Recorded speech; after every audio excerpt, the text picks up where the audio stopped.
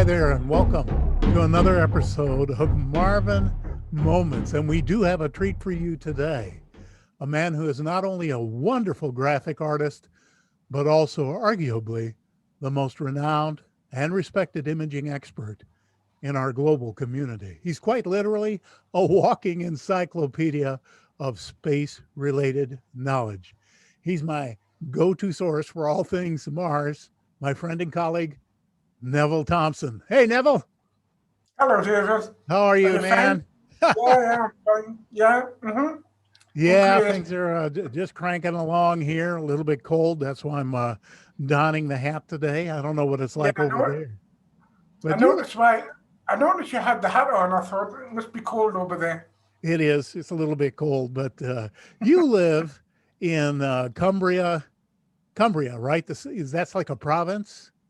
No, it's County Durham. It's I'm only like a few, about 40 miles away from Durham. Okay. Yeah, well, if you try and search for where I live through Facebook, it brings up Cumbria, which is totally not right, you know? Huh. They've got it wrong. Well, I know. My wife is dying to take a trip over into that area of England. She's been there before, but she says the Cumbria area, the northwest area of England, is just unbelievably beautiful, and their castles. It's nice, yeah. Oh, lakes. Yeah. Are you from there originally, Nev? Oh, yeah. I only live about 300 meters away from where I was born. So I've been here just about all my life, you know?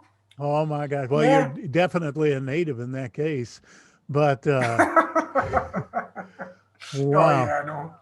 You know, I've always wanted to ask you, you're such a talented graphic artist, and is that how you've been making your living basically, or do you do something else?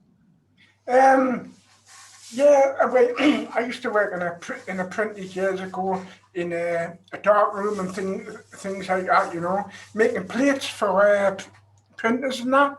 You know, I did go to college and do art, and but I ended up in the printing trade, which happens sometimes, you know.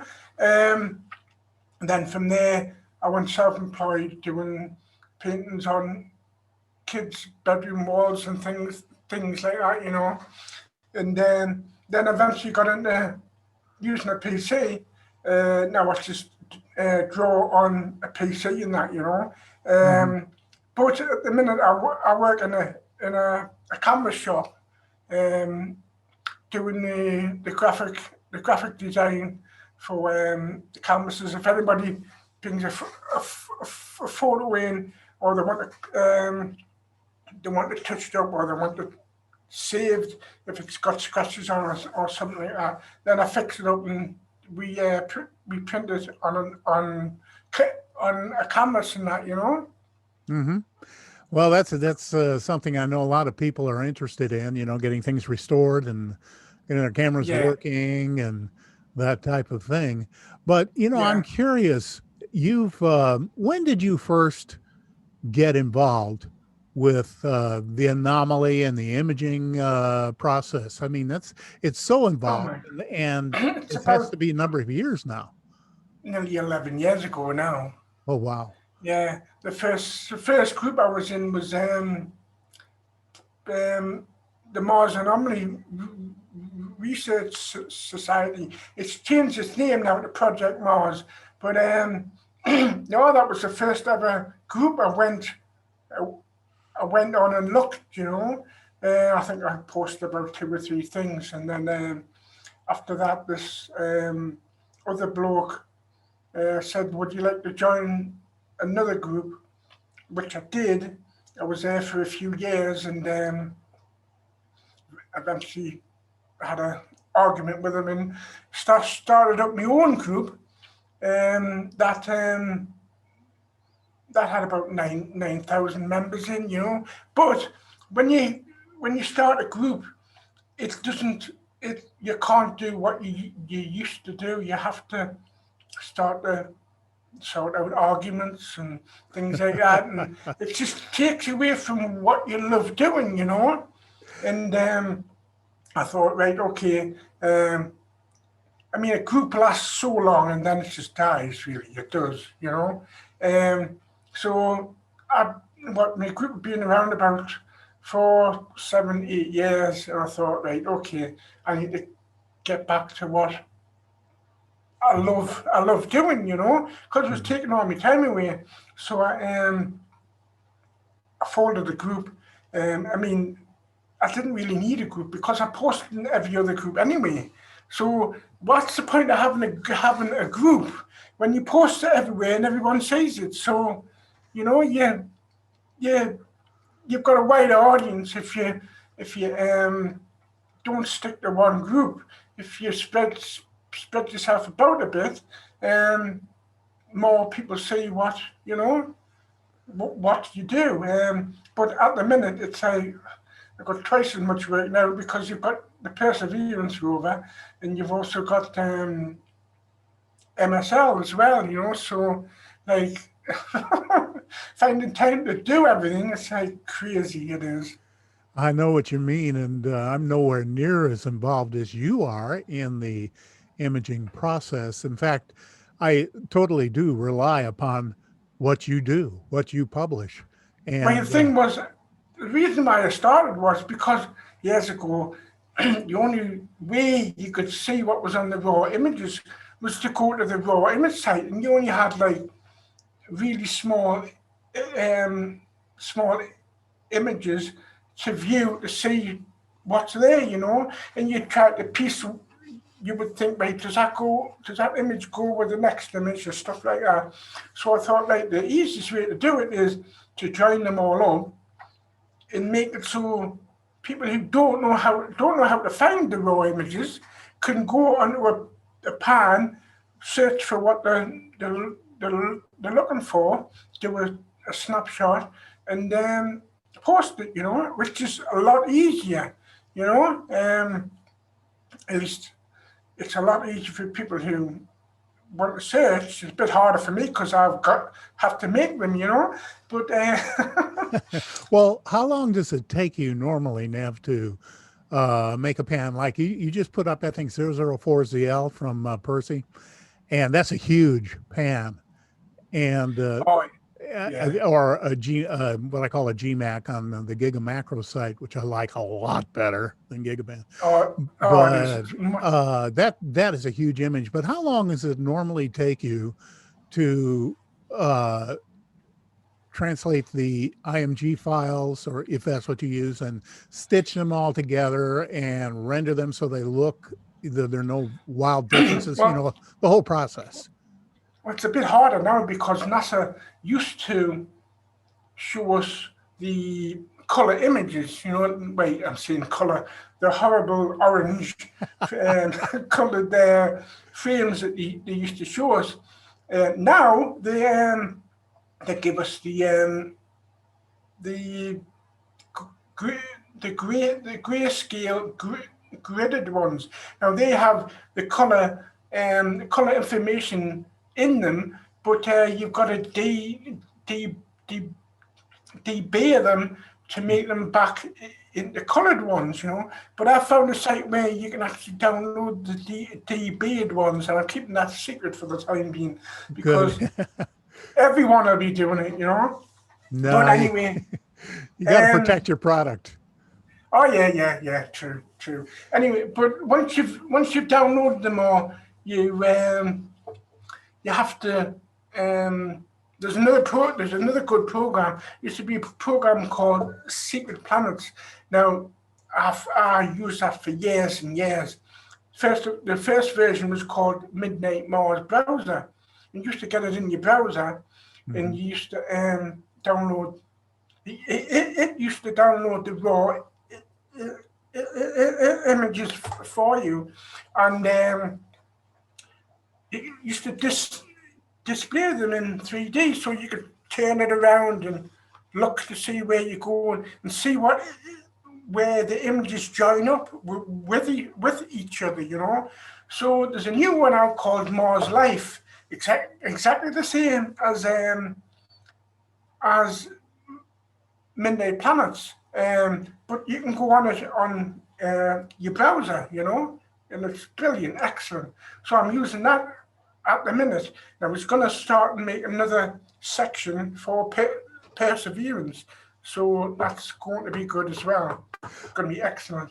But I want to be sure I have this right, that I'm understanding it correctly. This Mars Life is a browser, and you can actually download or view the IMG files within that shell. oh yeah. Wow. I'll tell you what I'll do. Can you see my screen? Yeah, you can. Okay. What I'll do is I shall get it up on my browser and I'll show you. It's excellent, brilliant. It's go to here, Mars Life, change my camera to view the desktop. Now I better pick which desktop. There it is there. Can you see that? Oh, yeah, absolutely. This is the browser. If you go into MSL, you bring up the images and you can spin round. Oh, man. And you can view. Now, see these little frames here. If you Yes. load in, you can load in the color images and search about. Okay? Oh, that's It is wonderful. excellent. It is excellent. Now, if you go back to there, you can go to spirit and you can go to opportunity as well, which is Wow. excellent. Oh, that's so great because, as See? you well know, the old method was you had to look at that. That's gorgeous. You Oh, had it is, isn't it? go in and find each individual little tile, and you had to Oh, download yeah, it and color yeah, rectify it if it had that, and yeah. it was just a pain, but we did it anyway because that's what we You had. can, you can either click on the cell where you want to go, and it takes you to that cell. It gives you the route that the rover took as well. But it's Oh excellent. It's man, brilliant. Okay, boy, back you to me. just Okay. I'll tell you what, you just made my day. I was completely unaware of Mars Life. Well, tell you what I do. I'll send you the link, and you can put it in the notes of the video. I mean, everyone should use it because it's brilliant. It's a Absolutely looks brilliant. like a wonderful program, and you have had me puzzled how you were pulling off all this stuff. And I know it's only one arrow in your quiver, so to speak, Well, but for the last year or something, I haven't had any. I've just found it. Just found it last week, actually. no, seriously. Yeah, I just found it last week. And I went to unmannedspaceflight.com and just went to, I was trying to find out how to get rid of the, you've got like dark edges around the images, it's lens Mhm. flare. It's got to do with the lens, and it's absolutely pain in the backside to take off. But I found a way, so, it works. I'm going to make certain that your links for that and anything else. So, I would love to have your links. I Yeah. think everybody would love to have your links to your main pages or your catalog, as it were, on Oh, yeah. Gigamacro and Gigapan, Yeah. because so often I do get the questions on my site. It says, where are you finding these? How do you get these? Where's Nev? And I give them what I got, but Nev, I'm so busy just working off the images that you're putting up on Right. Gigamacro that it's just I haven't done much downloading of my own in quite a while because you're keeping me frantically busy. Yeah. See now I put now when I do a pan, I put the links to the raw images as well, because Mhm. if people find something and they want to find the raw image, then they don't know where to find them. So I think you should always put the links to the raw images with your pan, because that Well, helps to that's confirm things. a very important point, and one that I keep stressing, and I'm a broken record on this, is citation. That we're trying to be obviously we're not hardcore scientists with degrees and all that, but No, we're trying to no. be more scientific about the way we do things, and by providing citation clickable links where people can go and look at the original, make a determination. Have we photoshopped this? Have we exaggerated it? Is this a legitimate rendering of Yeah, the anomaly or senior percent? So it's just a very basic thing. And more yeah. and more sites are getting onto that, saying, no, you got to have clickable links. And I'm But it very doesn't glad to help. see it. Now, Mhm. if you make it hard for them to find, then they can't really do that, you know? And I mean, we do all the hard work, and these people come along and they just say, oh, that's good. I'll sell it. I'll make a bit of money, you know? Some, like, most of us do this for nothing. We ask for nothing. Um, Yep. it's just a passion, and we love doing it. But other people, um, try to make money from it, you know? Don't I know it? I mean, you've had your work stolen repeatedly, as I Oh, have, yeah. and everybody that we know who's, in quotes, a serious researcher has had their Yeah. intellectual property stolen. And again, I always say, well, it is uh, public domain property because it's paid for by our taxes. Yeah. But once you do the locating, the extracting, the Oh, processing, the yeah. compositing, and all of that, it turns into intellectual property, and that's Yeah. copyrightable. And to have I that mean, stolen out from under you is aggravating, to oh, say yeah. the least. I mean, when I make the pans, I see what's there. Wait, I do, because I have to study and see whether every image is joined up right and stuff like that. So I see things, but I don't I don't take them for myself, because I think if I take them for myself, then I'm really being greedy. Why not just leave them for other people to find who are just starting out? Because they get that thrill of, oh, I found something, and no one else has found it, which is Exactly. good. I mean, if there's something there that's like absolutely brilliant, that's just hitting you in the face, like yesterday, I posted that picture of the figures, the tiny figures. Oh Hmm. my God, I couldn't believe it. You could just see it there straight away. It was amazing.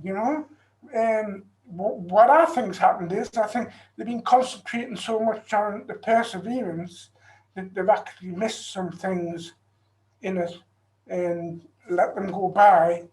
Or they're very slowly making things sure, because where they've landed, um, there's ruins of ancient buildings and that. I mean, I just posted a video yesterday showing that there's a ancient complex up on the hill, but they faded out all the background. I mean, they've got up-to-date cameras. They should be like spot on, excellent, but they're not. They faded everything out. It's It's amazing, isn't it? And it's amazing. Part of it, I think, is that they're getting such a massive download of data from Percy that oh yeah, they're just working overtime to get them processed and linked and do all that stuff. And I think there's a whole lot that's slipping by them that might not normally uh, yeah, get by. So I'm excited not only about that, but about the fact that the nav cams and I believe the has cams and the Z cams are supposed to all colors. be high resolution color stereographic Okay. 3D. And Yeah, so I'm yeah, really looking forward to diving into those. And that makes yeah. my job a lot easier because Oh a lot yeah, of times I'll isolate things but there's no corresponding stereo pair for it. And so I have to go into a yeah, very involved process of depth mapping and cross-checking yeah. parallax, and it takes quite a lot of time to do an accurate rendering of what's actually there. Oh yeah, yeah. But I wanted to ask you a question, and maybe it's contained within something you've already told me, and it went by me. But so many of the images are rendered, especially on Curiosity nowadays, rendered in black and white with that screen door effect over Yeah, them. Is that yeah. uh, is that to obfuscate, or is that a part of the data download process, or what exactly is that? I think it's part of the data download uh, process. Yeah, but they used to give us them coloured, like Yeah. that horrible orange. And then it just stopped for some reason. I don't know why. Maybe something maybe part of the software failed that did that, and they just give us the black and white ones. But if you wait 6 months, they give us the PDS, which they say is like clearer. Yeah, it's clearer, but they've also done a lot more hiding of things, and it's crazy, you know. Yeah, yeah, they are clearer, but if you go to the JPEGs, you can see much more stuff on them than you can the PDS because they've had more time to work on them, haven't they? They've had 6 months to work on them. That's interesting, and I think that's where so many of your PDS gigapans and gigamacros are staggering examples Oh yeah, some of of them are clarity. And I yeah. mean, you can zoom in right to the stop, really, and still be Oh able to see yeah. things clearly. Well, because the thing is, you've got to make them big. If you make them small, you can only zoom in so far. But if you make them big, like something like 4 to 7 gigabytes for one image, Yeah. you can zoom right in. You know, I did one of the moon map a few years ago. That was 50 gigs. Oh, come 50 on. gigabytes. Oh, Huge. man. It was massive.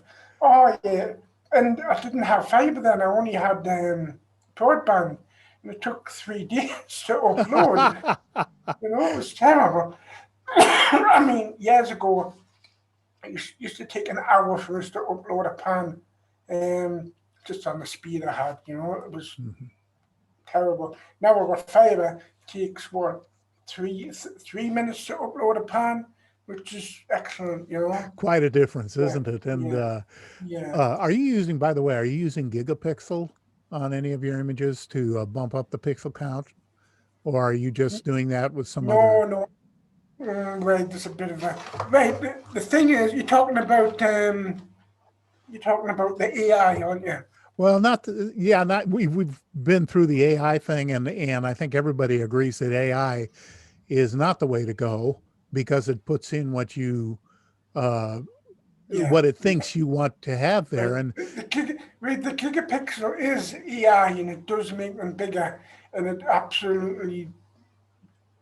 it just makes a mess of the images, you know. it really Um, did. You saved there's me. You saved my bacon a couple of right, weeks ago, a month ago, where you pointed out right. It's something my Right, it's my fault because I started using it in the first place. It was me who started using it, and then everyone followed suit. And then I started to realize that I was finding things, and I thought, right, I'll check the raw images, make sure it's there. And I uh-huh. checked the raw image. I was astounded. I That's think one of the nothing. first AI processed images you put up, and I was doing my grid search on it at high mag, and ran across two perfect women's faces Oh in the shadows of rock. And of course, I sent those to. I said, "What the heck is going yeah, on here?" yeah. I Yeah, know, I yeah. know. It was because I checked it up and I checked the raw image and it was just two pebbles. And I looked on the AI version, it was two faces. I was thinking, what? Yeah, yeah, What's going on here? I said, if it does that to two pebbles, what's it going to do in the whole image? You know, I mean, exactly. you can tell because textures and things like that don't look right. They look false, and they've got all these jagged lines in them, and you just know it's false. It doesn't look real. You know. Your eye is Um, trained to that though by now because you're spending, I don't know how many hours every week on your images, and you're up close and personal on all of them. So, I would love to have a teaspoon of your eye training incorporated into my DNA because you see things I think that very few other people do, and that's been true early on with your yeah. discovery of many important anomalies. Your eye Oh picks them yeah. out so quickly, and that's But that's always an amazement to me. if you're looking at the images all the time, then you get the get used to seeing what you're seeing, and if anything looks different, then you pick it out. You know, and I don't know. Just some people can see things and some people can't. Um, I mean, I used I used to love anomaly hunting, but I like making patterns for people as well. So I'm trying to like do a bit of one thing, do a bit of another, and stuff like that. It's just for finding the time, you know. Yeah. It's just Yeah. I wish there was like 48 hours in a day, but there's not. But and then sleep as well because my sleeping patterns just gone crazy at the minute with Yeah, I with know. with this COVID thing because I'm working from home at the minute as well. So I just do stuff on my PC, then send it to work, and then but it's just finding the time. It's crazy, absolutely crazy. Well, But it's funny, Nev, because I'm retired now, and I think I'm busier than I ever have been in my life. I have a regular about a 40-hour a week production schedule, plus I'm adding yeah, in some other things like this new feature, and it's a full-time job that I'm doing strictly for love. It's but it keeps your mind active. If you've got yeah. something to do, it keeps your mind working. If you haven't got anything to do, then you just end up doing nothing, watching the telly, or it's Well, let me give you an example. I find myself since I've started doing this, I drool a lot less. And my wife and my wardrobe are very appreciative of that. yeah, yeah. Oh man. You posted an image the other day of your setup in your studio, and you Oh, you but had yeah, added an iMac 27, and I downloaded that, and I'm going to put it up on the video here after, when we go into editing. But my gosh, man, you're driving a Ferrari there. Come on, no, tell I've us only, about your setup, will you? I've only got like I've only got four screens, and I only got four screens. yeah, I'm actually Bite me. here. I've got a PC. It's an i7 4 core. I've got 52 megabytes memory in it. I've got all in all, I've got about 27 terabytes of storage space, drives. Good night. I've got a 14 gigabyte graphic card in, and that's about it, really. Oh, Um, that's all. That's all. yeah, Come that's on. all. That's I thought that's I it. thought you were serious about this, man. Yeah, but I don't like I don't like to brag about it, but it's just the tools that I need to do my job. Yeah, of course. And what a treat it is to have those large format screens to do image Oh work yeah. on. I don't have anywhere near the setup you do, but I have an iMac 27. But that big screen sure makes life a lot easier all the way around. Oh yeah, it does, yeah.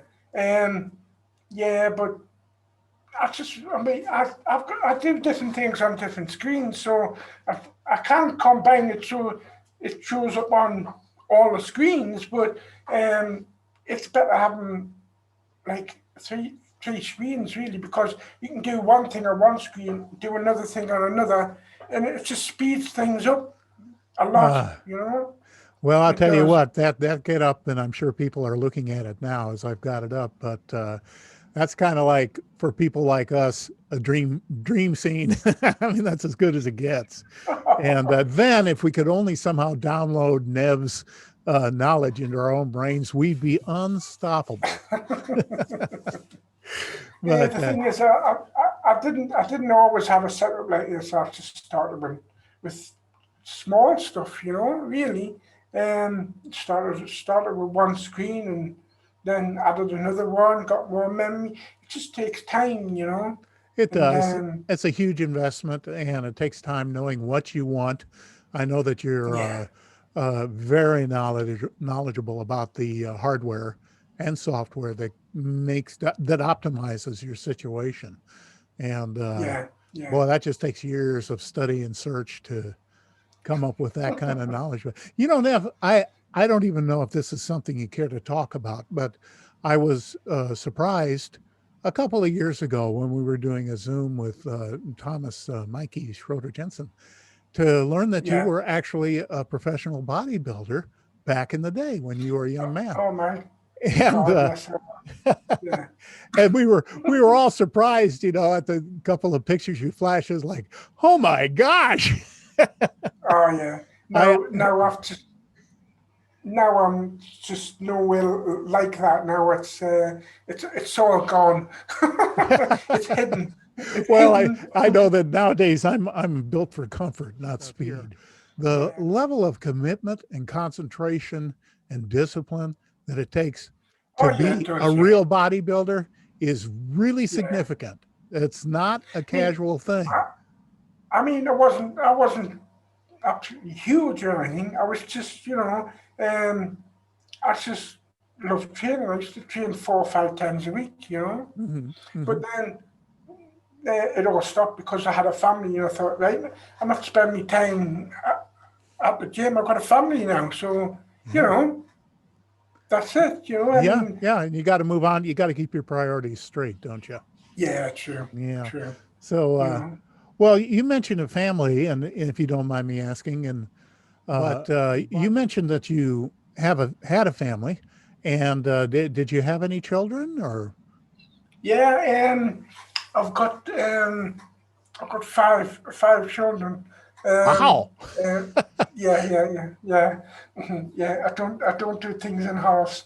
Um, yeah, I've got two girls, um, three. Well, I did have four boys, but one died I'm when I was sorry. 18. Yeah, no, it's Yeah. okay. What are their age? Um, What are their ages now, Nev? and Courtney's 20, 24. Terry's about 23. Then I've got Harley, she's 18. I've got Connor, he's 21, just turned 21. And there's Paul, he's 17. Yeah. Wow. So there was a time there where your house was full of like little guys. Oh, yeah, yeah, yeah, That's yeah. it. And first thing I'm a dad, and that's one of the best memories of my life is raising my kids But or that's helping to that's raise them. but that's where I learned to multitask. You see. You better, or you go down, right? Yeah, yeah, yeah. You have to multitask when you've got that many children running about. Oh my gosh! And you had to work like a dog to keep them fed and the lights on and all of that. Oh So, yeah, but yeah. that's I how it know. is. But isn't it great? As you get older and they're grown up for the most part, and you can start to pay a little more attention to yourself and your own passions and Oh interests. yeah, I know that. Yeah. I Uh, mean, I've always been interested in this kind of thing. I mhm. read Eric von Danigan's books when I was a child, and so I've always been, interested in this kind of thing. But other things take over, then you've got to balance things out a bit. That's But true. now that I'm older and the kids are away, and I've got plenty of time just to do this. you know? Me too. When I was growing up, my dad worked for the government, and he was on working on classified projects, and this is back in the 50s. And I Yeah, remember he would buy different flying saucer books like George Adamski's Flying Saucers Have Landed and Flying right. Saucers Are Real and different books of that nature. And I was just a little fellow, but I could, I read very early on. I learned to read very early on. And I started reading those books and I thought, my gosh, what if this is real? What if this is actually real? And yeah, Yeah, some of it is, some of it isn't. But the point is, for me, and I think it's safe to say for a lot of folks like us that what we're involved with is living a real life science fiction story. And we're finding artifacts, buildings, evidences of past civilizations, not only on Mars, but on every single body to yeah, which we have sent probes we find the same signs of civilization, which blows my mind. And Oh yeah, yeah, yeah. but It it, does me, you know. I mean, but when I find things on Mars, it's like, oh my God, you know. I still get pretty goosebumps when I find something, you know. oh, so do I. Yeah, And the and thing it's is, though, if if see, it was starting to affect my mind when I used to find things. It was like, oh my good God, you know, yeah. bloody hell. Yeah, but right, see, I'm starting to get back to finding things, but most of my times making pans and that, you know, which I love doing because it helps other people as well. So, Well, you know, I that's the mean, understatement of the year. I don't know anybody who's serious about Mars anomalies or any other kinds of anomalies who don't totally rely on your output. And I know that there's a general feeling of real gratitude in the community for the work that you do, which is, again, not trivial. You put a yeah, tremendous amount of work into these images. They're works of art. They stand alone as examples of the best that can be in a certain yeah. situation in terms of imaging, and you're creating really a remarkable legacy, Nev. I hope so. Anyway, you know, I mean, um, hopefully somebody will carry on when I've gone doing it, or we might know the truth before that happens, and then if NASA comes clean and says yes, okay, there has been life on other planets, our job is gone. We're gonna have to try and find something else to do because everything's just gonna be, you know, brought out into the open. So, You know, I you know, fantasize about that, Nev, that in 10, 15, 20, 30 years, if I'm still alive, uh, that we'll have boots on the ground publicly. I happen to yeah, they think we will, have yeah, boots on the ground now, but I think the veil will be lifted and that we're going to understand that all the things that you and I and our colleagues have been saying for so many years will suddenly become uh, a legacy of documentation. And people are going to look at this stuff and they're going to say, you know what? They were right, weren't they? They were pointing yeah, it out decades before we were there to see it with our own eyes. And so that's what kind of drives me forward is to document as many non-fractal anomalies as yeah. I can in stereographic 3D so that there's no excuse. You can look at it and it's there and you can be your own judge, really. I'm So, still, I mean, I'm still gonna do what I do, but we'll just have to wait and see what happens. See if either see what China shows when they land on Mars. China might just come straight out and say it. You know, you yeah, don't know. China and United Arab Emirates and India and Yeah, I don't whoever think they're. else. I mean, they're all going Yeah, up there. And yeah, so I think they're all knowing exactly what's going on behind the scenes. And that's what's prompted this immense investment in the yeah. hardware required to get to Exactly. I Mars. mean, you think, why is everybody going to Mars? What's up there? What's there to see? You know? Well, I wonder if it isn't tied to, you'll remember a couple of years back, there was a big brouhaha over Antarctica, and all the world leaders went down there. You know, Obama went, and the Bushes went, and Yeah, leaders of other countries, they all went to this remote classified place in Antarctica. And yeah, they didn't say word one about it, but you stop and think, well, now why would they do that? And yeah, of course, the conjecture is they have found conclusive proof of perhaps either an ancient or extraterrestrial civilization down there, complete with artifacts and equipment and everything else that indicate where they're from or who they were. yeah, And yeah, that is part of the ongoing global agenda of both concealing the truth and perhaps a very slow drip feed disclosure. So yeah.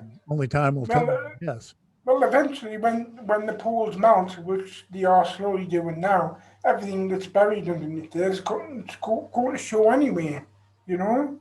Yeah, well, I found it interesting that NASA identified a gigantic area on the southwest coast of Antarctica that in the infrared was considerably warmer than everything else. And of course, they attribute it to geothermal springs and volcanic activity miles beneath the ice. And of course, that's Yeah. probably the case. But the size of the area is very significant. And also the consideration that if that continues past a certain point, the meltwater will act as a lubricant and allow the ice cap to begin to either wobble or begin to slide off the axis of the Earth, which could be quite dramatic, really, if that happened. It would be, yeah. Oh, Yes. So who knows? But well, Nev, man, what a pleasure to talk to you. You know, you're always an interesting guy. And before we go, I know that you have some really beautiful tats. And I'm wondering if there are any backstories to some of those tattoos that you might want to share. Well, I've got my kids' names all in Egyptian hieroglyphs down my arms. This tiger I've got on here, I was going to put on, I used to do tattoos for other people as well, but I was going to put this tiger on somebody, but he had cancer and he died. So I thought, right, okay, I'll put it on myself. So I put it on myself just as a memory, really, you know. But all the ones I put on myself, and I don't do it anymore now because it's really right. It's time consuming. You've got to sterilize everything and stuff like that, you know. But wait a minute, back up a second. You said you put them on yourself? You did your own tattooing? Oh yeah, I put them on. Oh my God. You know something? You're a real man. That's all I can say. You're a real man. Yeah. Well, folks, that's we've been talking with Neville Thompson, one of the premier image experts and anomalists in the world. And we're very proud to call him a friend and a colleague here at Mars X3D. And we're going to sign off for now. But Nev, thank you very much for your time. I know how valuable it is. And we'll call it a day. Be well, my friend.